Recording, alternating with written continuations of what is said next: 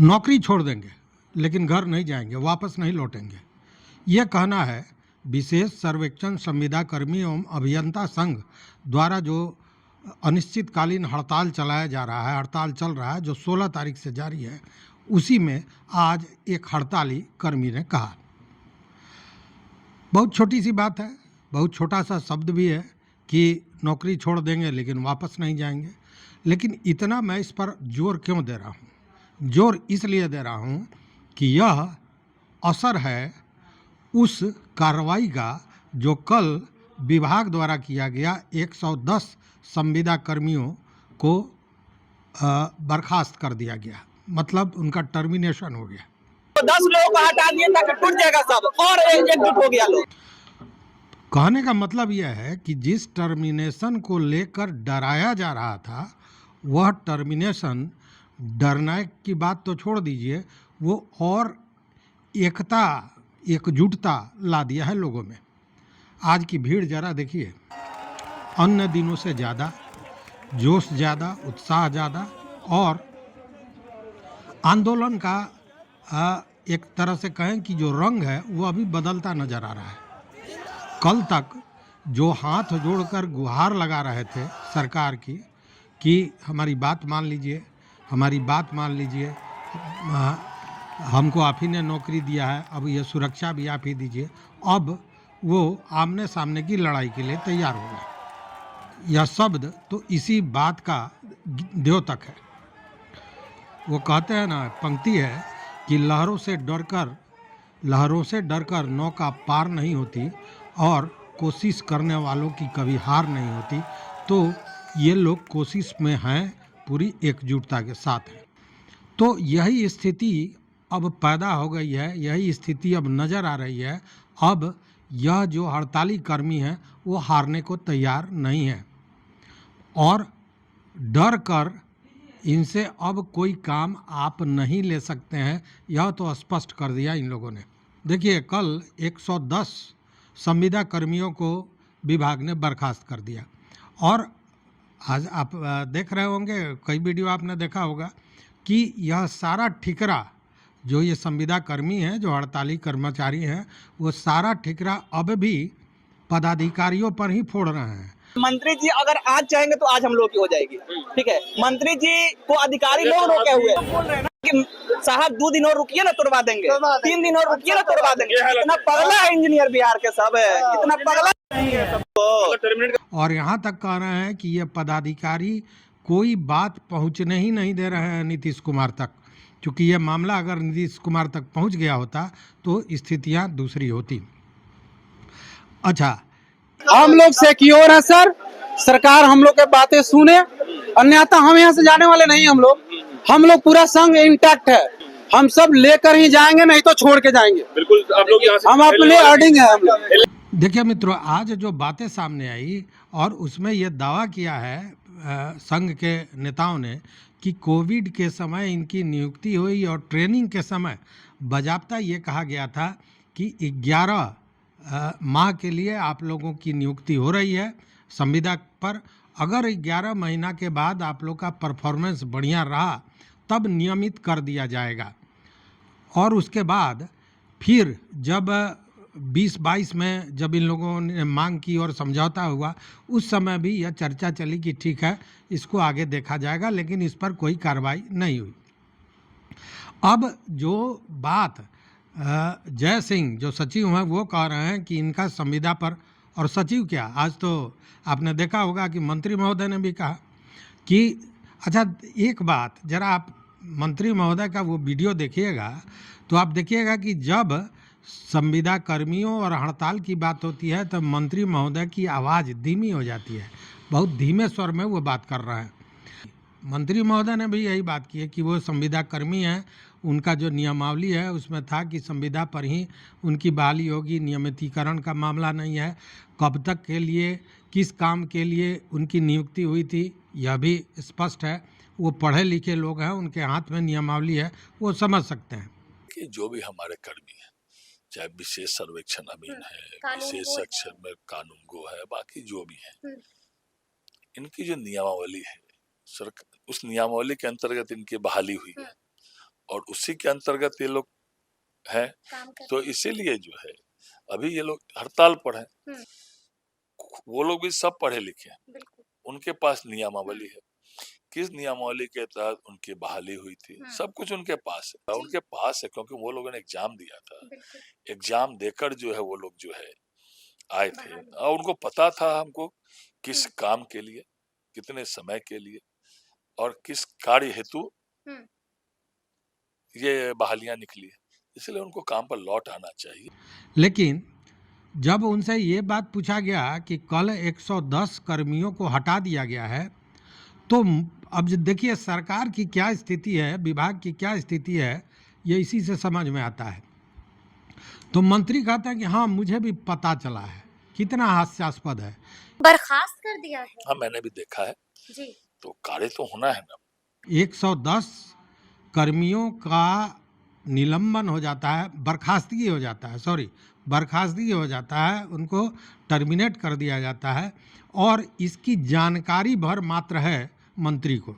तो ये जो संविदा कर्मी कर रहे हैं कि पूरी तरह जो अफसर हैं वो अपनी अफसरशाही चला रहे हैं, तो यह बात तो मंत्री महोदय के इन बातों से स्पष्ट होता है कि उन्हें पता चला है। मतलब इतने बड़े निर्णय में मंत्री महोदय की स्वीकृति नहीं ली गई है, इसका सीधा मतलब है पता चला है। तो नहीं तो वो कहते हैं कि हाँ इस तरह की कार्रवाई हुई है और मैंने हस्ताक्षर किया है, लेकिन ऐसा वो नहीं कहते हैं। तो ये सारी चीज़ें चल रही हैं। और बड़ी अच्छी बात एक व्यक्ति ने कही, एक हड़ताली कर्मी ने कहा कि जब हम लोगों को बाज़ाब्ता सभा बुलाकर हम लोगों के हाथ में बांटा गया नियुक्ति पत्र और पूरे तमाम ताम झाम से ये हुआ कि इतने लोगों को नौकरी दे रहे हैं, तो ये 110 आदमी का जो हटाया है उससे बढ़िया है कि नीतीश कुमार गांधी मैदान में एक बड़ा सा सम्मेलन करें और उसमें हम लोगों के सारे लोगों को टर्मिनेशन लेटर पूरे जोशो खरोश के साथ हम लोग को दें और फिर इसी तरह कहे कि भाई हम 13,000 लोगों को नौकरी से हटा दिए। तब वाहवाही लूटने के लिए नीतीश बाबू अपने हाथ से दिए हैं ज्वाइनिंग लेटर। तो हम ही कह रहे हैं कि जब फोटो एक बार दिखाइएगा वहाँ पे कि अपने हाथ से जो है ज्वाइनिंग लेटर दिए, तो आपको टर्मिनेशन देना तो गांधी मैदान में बुला के और सारे मीडिया के बीच में जो अपने हाथ से टर्मिनेशन लेटर दीजिए और कहिए कि हाँ हम टर्मिनेट कर रहे हैं, हम 10,000 लोगों को रोजगार दिए हैं और 1 साल के अंदर 10,000 को निकाल भी रहे हैं, सिर्फ आप ज्वाइनिंग का वाहवाही लूटिएगा। तो जब आप लाते हैं तो पूरा हंगामा करके लाते हैं, नियुक्ति करते हैं तो अपनी पीठ थपथपाती है सरकार, और जब कहने का मतलब यही है, और जब हटाया जाता है तो पतली गली से हटा दिया जाता है। और हटाने के पीछे कारण क्या था? हटाने के पीछे भी यही कारण था कि जब 110 लोगों को हटा दिया जाएगा तो एक हंगामा बर्पा हो जाएगा और यह जो कर्मी हैं वो डर जाएंगे, भाग जाएंगे, वापस चले जाएंगे, आपस में फूट हो जाएगी। जिनकी बची हुई नौकरी है वो अपनी नौकरी देने को तैयार नहीं होंगे। लेकिन पासा पलट गया। पासा ये पलट गया कि सारे लोग और भी एकजुट हो गए और उन लोगों ने कहा कि ठीक है मेरी नौकरी नहीं गई है, लेकिन जिनकी गई है हम उनके साथ हैं, पूरी एकजुटता के साथ हैं। और उसी का फलाफल आप देख रहे हैं कि अन्य दिनों से ज़्यादा भीड़, अन्य दिनों से ज़्यादा जोश इसमें दिखा है।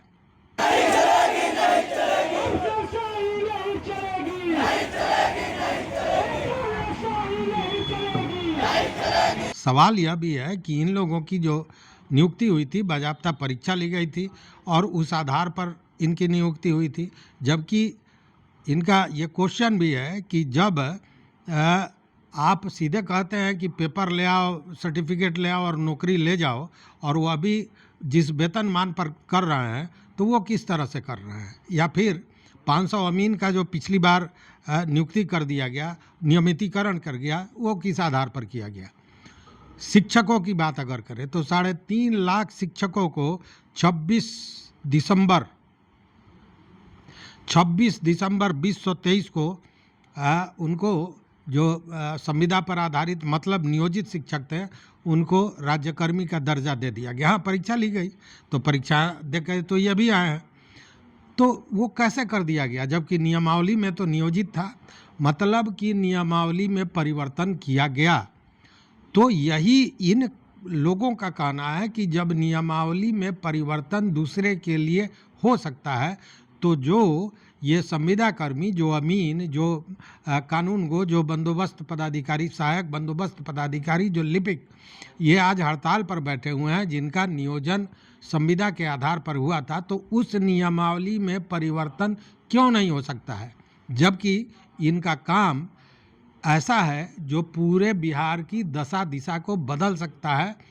फिर भी अभी आपने देखा होगा कि आपस में दो मंत्री लड़ गए जमीन के लिए, तो जब मंत्री आपस में लड़ सकते हैं जमीन पर, तो आम आदमी की लड़ाई जमीन पर किस तरह होगी। और उस लड़ाई को सुलझाने में सबसे बड़ा अगर कोई हथियार है तो वो है सर्वे।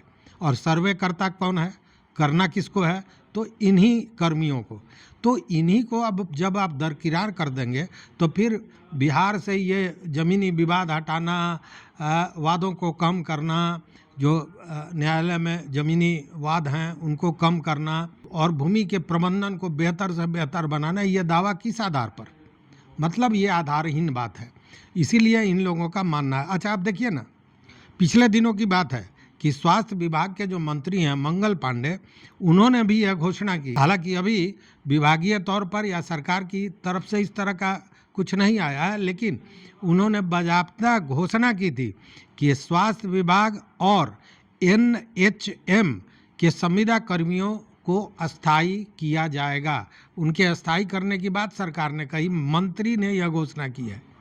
तो उनका किस आधार पर किया गया है, जबकि वो भी संविदा पर हैं, उनके लिए भी जो नियमावली है लगभग मिलता जुलता है। तो ये सारी चीज़ें हैं, बावजूद इसके अगर विभाग या सरकार या पदाधिकारी या जो कहें, वो अगर यह समझ रहा है अभी तक कि 110 लोगों को निकाल के फूट डाल सकते हैं, इसको तोड़ सकते हैं, तो यह बड़ा मुश्किल नज़र आता है। जो इनकी एकता है उसको देख के स्पष्ट कहा जा सकता है कि ये टूटने वाले नहीं हैं। वो चाणक्य ने एक बात कही थी कि जैसे ही भय आपकी ओर बढ़े उस पर आक्रमण करो और उसे नष्ट कर दो। सेम चाणक्य की उसी नीति को अपनाया है इन संविदा कर्मियों ने। जब भय दिखाया गया तो इन लोगों ने भय को खदेड़ दिया और भी ताकत के साथ एकजुट हो गए। वो कहते हैं ना कि जिद चाहिए जीतने के लिए, जिद चाहिए जीतने के लिए, हारने के लिए तो भय काफ़ी है। तो ये भय मुक्त हो गए हैं, इसलिए इनके हार का कहीं कोई गुंजाइश नज़र आता नहीं है। और ऐसे भी कहा गया कि विक्ट्री बियॉन्ड फियर, मतलब डर के आगे जीत है। तो ये जो कर्मी हैं, जो हड़ताली कर्मी हैं, संविदा कर्मी हैं, वो डर तो नहीं रहे हैं, मतलब जीत तय है, चाहे जैसे हो। तो इस वीडियो में बस इतना ही। देखते रहिए मत अभिमत। मित्रों, चैनल पर नए हो तो सब्सक्राइब कीजिए, लाइक कीजिए, दोस्तों के साथ शेयर कीजिए और अपना विचार जरूर दीजिए। बहुत बहुत धन्यवाद, कोटिशा आभार।